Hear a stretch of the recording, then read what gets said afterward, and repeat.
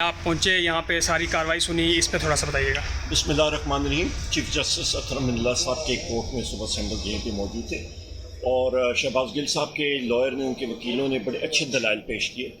اس کے بعد chief justice صاحب نے جو پروسیکیوشن ہے حکومتی وکلاء سے یہ بات پوچھی کہ یہ بتائیں انہوں نے کن کو کسی کو کانٹیکٹ کرنے کی کوشش کی یا کوئی اور چیز۔ ان کے پاس کوئی مثبت جواب موجود نہیں تھا، تو اسی بنا پہ لیگل گراؤنڈز پہ بھی چیف جسٹس صاحب نے بیل ان کو دیے اور اس کے لیے ہم لوگ شکر گزار ہیں آنریبل کورٹ کا۔ عمران خان صاحب پہ تو یہ مذہب کا جو کارڈ کھیلا جا رہا ہے، اس کے پیچھے کون سے عناصر ہیں اور کیا نقصانات ہو سکتے ہیں اس کے؟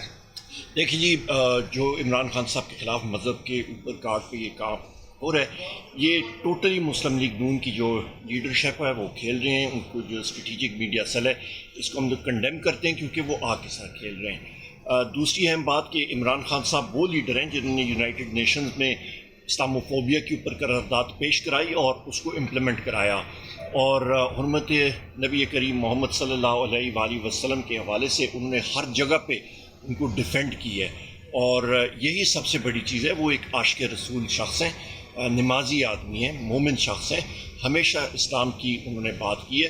تو میرا خیال ہے اس طرح کے جو اونچے ہتھ کنڈے ہوتے ہیں یہ نہ ہی کریں، کیونکہ یہ کہیں پہ بھی بیک فائر ہو سکتا ہے اور اس کے بڑے سیویئر کانسیکوینسز۔ سرکاری ٹی وی پہ یہ تک چلا دیا گیا کہ عمران خان مسلمان نہیں ہے، اس کے یہ حکومت جس طرح کر رہی ہے، کیا طریق انصاف کو عدالت میں جانا چاہیے ان کے خلاف؟ دیکھیں جی، یہ تو ایک دوسری سیپریٹ ڈیبیٹ ہے عدالت میں جانے کی۔ سب سے امپورٹنٹ بات ہے یہ کون ہوتے ہیں کسی کو سرٹیفکیٹ مومن ہونے کا یا نہ ہونے کے دینے کا، اور پی ٹی وی کو بھی شرم آنی چاہیے اور اس کے مینیجنگ ڈائریکٹر پہ انشاءاللہ کارروائی ہم لوگ ان کے خلاف کریں گے۔ بہت شکریہ۔